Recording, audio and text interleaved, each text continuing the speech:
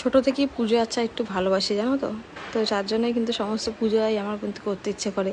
এই যে ধরো লক্ষ্মী পুজোটা শ্বশুরবাড়িতে আছে কি না আছে আমি কিন্তু সেভাবে কিন্তু জানি না, কিন্তু আমার ইচ্ছে হয় তাই আমি কিন্তু করি, বা আমার আমার মন চাই করতে তাই আমি করি। তা আমি তো এটাই হচ্ছে ঘটনা। তো এই যে 14 প্রদীপের কথা বললাম আমি, যে আমি জানি না শ্বশুরবাড়িতে আছে কি নেই, কিন্তু আমার মনে হয় যেটা করলে পরে সংসারের কল্যাণ হবে, সংসারের ভালো হবে, এটা করলে আমার ভালো হবে, সেই জন্যই আমি করি।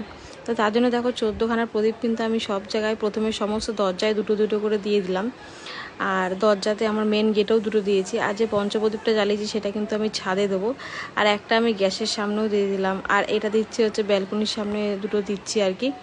তো যাই হোক, অনেকের মধ্যে আছে নিয়ম, অনেকের মধ্যেই নেই। যেমন আমার ছোটো বোনের বাড়িতে, মেজদের বাড়িতে কিন্তু আজকের ডেটেই হচ্ছে দেয়, কিন্তু আমার ছোটো বোনের বাড়িতে আবার কালকে কালী পুজোর দিনই কিন্তু ওদের বাড়িতে মোমবাতি জ্বালায়, প্রদীপ জ্বালায়। ওদের বাড়িতে মোমবাতি নেই, প্রদীপ জ্বালায়। কালকেই কিন্তু ওদের বাড়িতে ওই পুজোটা করে, মানে 14 শাক খায়। আর আজকে কিন্তু আমার কিন্তু আজকে মন চেয়েছিলো, তো দেখো আমি সব জায়গায় 14খানার প্রদীপ কিন্তু দিয়ে দিয়েছি। দেখছো, প্রত্যেকটা দরজায় দিয়েছি, তারপরে রান্নাঘরে দিয়েছি, ব্যালকনিতে দিয়েছি, তুলসী গাছের গোড়ায় দিয়েছি, সব জায়গায় দুটো দুটো করে দিয়েছি। আমি কোনো এক্সট্রা করব না। আর কালকে যদি আমি মোমবাতি পাই তাহলেই লাগাবো, কারণ এখানে আমি এই ছোটো মোমবাতি খুঁজে পাই না।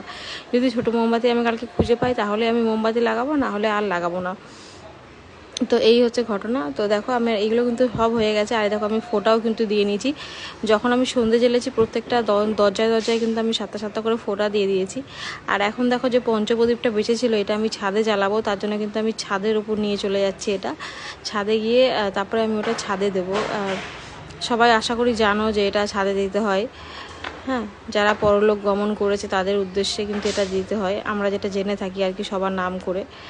তো আমিও তাই করলাম। আমি ছাদের ওপর গিয়ে কিন্তু এটা যারা পরলোক গমন করেছেন তাদের উদ্দেশ্যেই কিন্তু আমি এই প্রদীপটা দিলাম। হ্যাঁ, দিয়ে কিন্তু আমি প্রণাম করে নিলাম। আর একটা নিভে গেছিলো, তো আমি আবার সেটা জানিয়ে দিলাম। আর যাওয়ার সময় আমি দেশলাই আর মোমবাতি নিয়েই গেছিলাম, কারণ এত হাওয়া চলছে, যদি নিভে যায় তাহলে পরে, তার জন্য আমি সাথে করে নিয়ে গেছিলাম। আর আশেপাশে কিন্তু